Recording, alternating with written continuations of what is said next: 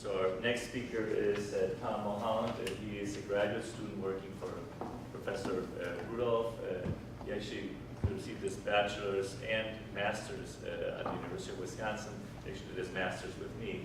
Then he went for 2 years to Columbia, where he worked for the Plastics Institute in Medellin, and is back now to receive his, been back now for a couple of years to work with Professor Anthony Rudolph, where he's working for his PhD.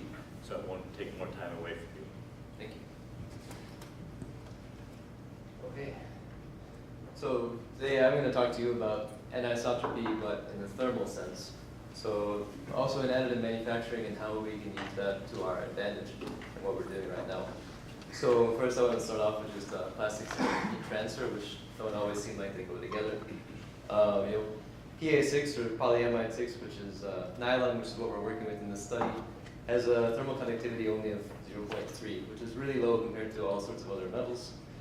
But on the other hand, thermoplastics are really nice for manufacturing complex geometries in a really inexpensive way, like injection molding traditionally, and now additive manufacturing, and in this study, fused filament fabrication. So if we can use thermally conductive thermoplastics, we can make complex geometries inexpensively and hopefully for heat transfer applications. So you just saw a lot about fused filament fabrication. I won't go into that. But some possible applications for conductive plastics would include things like integrated circuits or capacitors, things like shaped or integrated cooling fins, or even heat exchangers, which is our target application. So we're working together with on a Department of Energy project to make air-cooled heat exchangers out of thermally conductive plastics. This is an example of a cross-section that we're looking at right now of the fins that are used. You can see they're teardrop shaped. And this is a cross-flow heat exchanger. We'll see in the next slide, but we have the warm water or steam being cooled by air. And then things that we're just targeting with a heat exchanger are with being manufacturing in plastics is being able to lower the pressure drop or raise the total heat transfer or lower our material use. So this is what it looks like on the inside. You can see the water coming in on the top and flowing across, and then down and back out on the left side, and then the air flows across the water through the pins. So in a typical example, the resistance to convection is actually the largest part on a traditional metal heat exchanger. The other two resistances being the conduction through the wall and then the convection into the water, which are usually a lot lower in a metal heat exchanger. We're going to try to make it out of plastics, but we want to convince you that the conduction through the wall is not actually the biggest problem. So if we can lower the resistance to convection on the air side, we can actually improve the heat exchanger performance. And we can do that by changing the geometry of putting these pins in, which are hard to manufacture in traditional metal heat exchangers. So this graph shows so the total volume of the heat exchanger on the left side, which is also like you can think of as the material used, and then the thermal conductivity on the bottom, or the material cost, because if we're adding in metals, those are expensive. The more we add, the more expensive it is. And then the wall thickness in the center. So you can see that obviously as we bring the walls thinner and thinner, we get a smaller heat exchanger or better performance. But you can see that you pretty quickly have diminishing returns. So there's definitely a balance. We kind of want to be in the lower left-hand side of this graph, where we're using just a little bit of material in a low-cost application. So you can see here a look at the effect of the wall thickness and the pins and the conductivity. So the bottom part, we have at 0.2 watts per meter Kelvin. This is like ABS, which we started off with printing. And then you can see the black dots are actual tests that we conduct on these heat exchangers. So then if we bring it up to the thermal conductivity we're aiming to achieve, which is this 2 watts per meter Kelvin, which is a little bit humble. That's not too hard to achieve. We already get a huge boost. But then if you make the walls thinner and reshape the pins, you can actually get huge increases in performance. And I should mention that some benchmark heat exchangers that we compared this to are roughly in this area in performance. Traditional metal fin and tube heat exchangers. So how do we make this kind of material? Well, we are starting out with a PA6, And we're compounding in copper spheres and copper fibers. The fibers are 30 micron diameter, but up to 3 millimeters in length. That's what we started with. And just to note that thermal conductivity is going to be best enhanced when we have bridges forming, so actual contacts between the fibers, which allows for better phonon transport and better heat transfer. So then we'd expect that high aspect ratio fillers will give you anisotropy and also better heat conduction. So we want to use a high volume fraction, and we're expecting to see orientation results or effects. So we use a twin screw extruder. You can see, if you're not familiar with them, we have the gravimetric feeders, and then the main hopper where the plastic resin is fed in. And then when the resin is melted, the additive is, in this case, the metals are added through the side stuffer. And then that's just a look at the screw. You can see again, the plastic pellets come in on the right, and then when they're melted, the filler is added, and then it's mixed together. There's a degassing step and then extrusion pelletization. So this is just what it looks like coming out. We have the neat PA6 on the left, and then the compound on the right. And these are actually the strands that we tested on when you'll see in the following results. Although eventually, it'll be in a filament production, which just looks a little like this. It's a single screw extruder. And then you have a filament die putting out a thin strand, about 2 millimeter filament strand, which goes into a cooling bath, which has a bit of a vacuum and helps you keep the filament extremely circular and regular. And then on the other hand, you have a belt puller, which pulls the filament down. You can pull it down a little faster to make it smaller, or slower to make it bigger. And then you have a laser micrometer right here to measure the film. So that's a production technique. And then how do we measure it? Well, again, we're interested a lot in this orientation. You can see in fused filament fabrication, we'd expect to start off with a little bit kind of a random or less oriented orientation right here.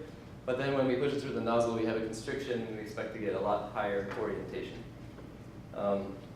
Same thing we can see in our filament, in our strands that we have. When we stretch them down more, we get a lot more orientation. These are micro CT images and X-ray images that can be used to 3D reconstruct the filament. So in a larger filament, we have less orientation. You can see the little points kind of represent fibers that are out of plane. And then on the left, they're much more oriented. All the way on the right, we have our spherical fillers. So to measure this, we actually are measuring the thermal diffusivity with laser flash analysis. So that just uses a xenon lamp to apply an energy pulse to one side of a sample. The energy flows through, and then you use an IR detector to read the signal on the top side. So we're actually measuring thermal diffusivity. We'd also like to know about the density and the specific heat capacity. Specific heat capacity we can measure with just differential scanning calorimetry. So I won't go into that much. But we wanted to study the effects of the orientation in the filament that we produced. So we had to prepare samples in several different ways, because the samples have to be much larger than the actual filament that we're making. So first we look at these samples, which are through plane samples. So you just take the filament. You can see the red lines represent the fibers that are inside the filament. And you cut them into little pieces, and then place them in a compression mold and compress them, and then you orient it like this in the detector. The second type of sample we call is Lamina samples. You start off the same way, cutting the pieces, laying them down, compressing them, and then we cut them into thin strips and rotate each strip individually. And now we can measure in the extrusion direction, where we expect the most orientation. And we had one more method to see what would happen, because we expect that the compression is going to affect our orientation a little bit. So we tried cutting the filament into smaller pieces and then standing them on end and compressing them like that, and measuring it also in the extrusion direction, but with a different type of compression, a different orientation of compression. So what did we see? Here you can see for our through-plane conductivity, and this is looking at 20% by volume copper. The spheres of sphere-filled filaments here on the bottom, and then the fiber-filled filaments here on the top. It seems to be roughly double the thermal conductivity in the through-plane direction, just from changing from spheres to fibers. So here we're looking at the comparison between the through-plane orientation and the laminate sample orientation. So we can see in the extrusion direction, we have roughly 6 times higher thermal conductivity at just this 20% by volume loading.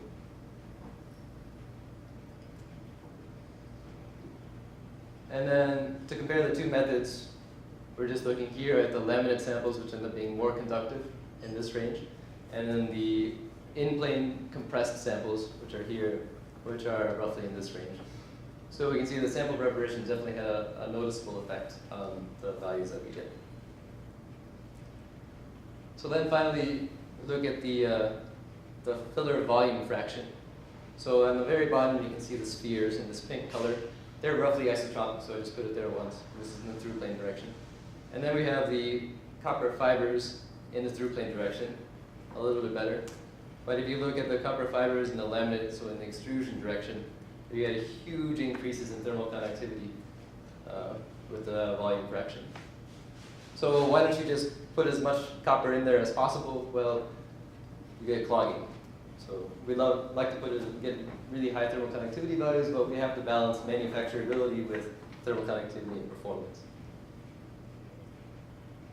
So we can also look at the compressed samples that we have and double check and look at the orientation that we had using the CT images in the samples. Again, out-of-plane fibers look more like points. And so what we're aiming to do is use the software developed in Professor Oswald's group to study the orientation and quantify the orientation in these actual samples so that we can later predict the thermal conductivity from that. So as an outlook, we have the thermal conductivity for the PA6s can be 2 to 4 times higher at just a 20% loading in the through plane direction. And then the fibers have much better conductivity than spheres at the same loading. That's because we expect that there are much more bridges happening between the fibers, and the spheres are not touching each other as much. And the bridges are what we really need for the thermal conductivity. So the sample preparation methods have a strong effect. You have to take that into account if you're going to report any value of thermal conductivity. The in-plane conductivity with 30% by volume is 60 times higher than the base resin.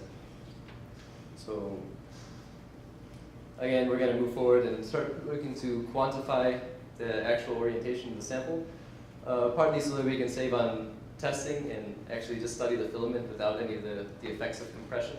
Partly so that when we're looking at real parts, we can estimate what the thermal conductivity is in the different parts of the actual 3D part. And about the project, we met our goals, we exceeded the goals of the 2 watts per meter Kelvin without too much trouble. But we definitely need to do modifications to our FFF printers, which we're working on, because we can have problems such as premature softening, so material getting too soft in the feeding zone, or clogging. So again, it must be at the balance with the manufacturability and the cost of the material. So the oriented conductivity also could be pretty useful if you apply it correctly. So if we look close in on the actual heat exchanger, you can see here's the little cross section we're looking at. You have pins that are printed like this. So remember, in the extrusion direction, we have really high conductivity. So that's exactly what we want in a pin. We want to conduct that heat to the walls and then into the water. On the walls, though, we have exactly the opposite orientation that we want. This is one of those cases where you might consider a multi-material manufacturing would be really helpful. So we can put something that's a little more isotropic here with a decent thermal conductivity and help to overcome that problem. So this project is funded by the Department of Energy through the ARPA-E project, and we just wanted to thank Lysers for donating the extruder. So if you have any questions.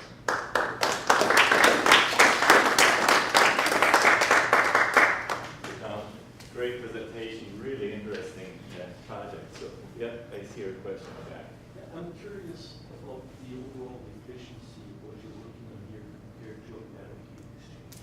Yeah. So I didn't include the points on that graph, but we are so a couple of benchmark heat exchangers that are roughly the same size, fin and tube heat exchangers, were performing only slightly better than our ABS heat exchanger without any fillers in it.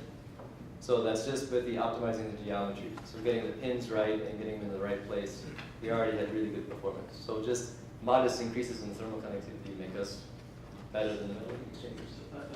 So are you saying that you're as good or better in terms of overall heat transfer? I'm not sure I understand. Yes, so With the fillers, better. Better, significantly better. Can you pelletize this and injection mold it if you made, say, additive manufacturing in mold? Or is that out of the question? Oh yeah, that's actually easier. So in the additive manufacturing sense, we really have pretty low pressures in the nozzle because we're just feeding it through mechanically with a toothed wheel. So that is actually a little more, it's a little harder and you have more clogging issues. But in injection molding, you have such high pressures that you pretty quickly overcome any clogging issues in most cases.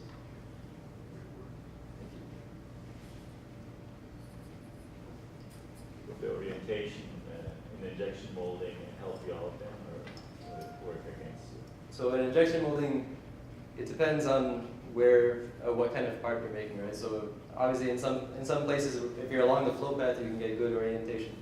But in corners or heat fins and things like that, you actually get a lower fiber content or fibers oriented in the wrong direction. Paul? So you talked about the pin geometry being pretty important. Is the geometry of the pin or the placement? So when I say geometry of the pin, are you talking about like a circular pin, Yep. a teardrop pin? What are you talking about with the geometry? So both. So we started off with circular pins just because those are so I didn't do the simulations done under Professor Nellis, but the circular pins, there's the correlations already for the heat transfer with the air velocity. So that's what it started off with, and then they worked to optimize through simulation the pin spacing in both 2D directions, if you can imagine. And then from there, we're moving into different shaped pins, so tapered fins where it's wider at the base and thinner in the center, and then teardrop shapes, airfoil shapes, and that just keeps enhancing the performance. Particularly because the pressure drop is a big concern, because that's a consumer of electricity because you have a fan blowing air across. So yeah, we're working on optimizing the geometry in both senses. Yeah, you have a question? So I realize that the point of this project is centered the additive manufacturing, but is there any translation with your geometry work, thin size placements, geometry, etc., to just regular manufacturing heat exchangers? Can those geometries be used with metal to make better heat exchangers? So I think it would be pretty difficult to manufacture the kinds of the pin-shaped heat exchangers that we have here with traditional metal manufacturing techniques. Yeah. It would be much more expensive. I mean, you can do a lot with metal geometries as well, but these are one of our big benefits here is that these are things you can't normally manufacture with metals. And then, I mean, this is only the start of the geometry optimization lab, because right now we're still using square channels and fins of shapes we're just wondering about, but we're also working with Professor Suresh's group on topology optimization. They're hoping, I mean, if you can imagine, instead of square channels, undulated channels and things like that, they can also help you enhance the transfer. So that's just the problem of imagining the geometry, right, for additive manufacturing. Whose group did you say you were collaborating with to do that? Professor Suresh, and then Professor Nellis's group does the heat exchanger, the heat transfer simulations, and we're working on the manufacturing. You have another question? I'll be talking with you tomorrow, I hope a little bit more about this, but I was curious, have you made any attempt to look at the economics of this compared to a classic heat exchange metal? I would say briefly that that's ongoing work. Yeah. So part of the cost estimation is a really important part of the project, especially for the Department of Energy. And so it's hard to compare exactly. We don't know what the real cost of the metal heat exchangers is, but we can get in the ballpark of heat exchangers of prices that you would pay on a retailer, for example. A follow-up question, I think the question to metal versus plastics. So let's say, so you found the ideal shape for the plastic or for the heat exchanger. What if you use now selective laser melting with metal powder? Would that be a step further then? Or? It could be. However, in the economic analysis that we're working on, the cost of our machine, and this is estimating using a machine that costs $10,000 or $20,000, a Stratasys machine. already the cost of the machine, the hours, is a significant cost, between 20 to 40% of the cost of the part. So if you go into metal sintering and you have a machine that costs hundreds of thousands of dollars, I think it'd be difficult to compete. Sort of, jump on that, being pulp metal injection molding. We couldn't generate the fins.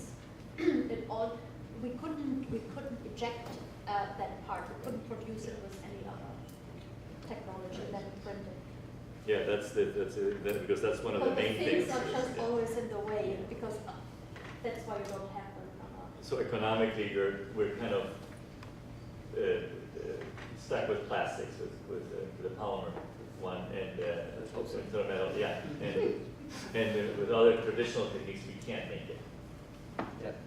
Well, thank you very much. It's really, really cool stuff. I think it's very, very nice. Thank you very much. Thanks. We have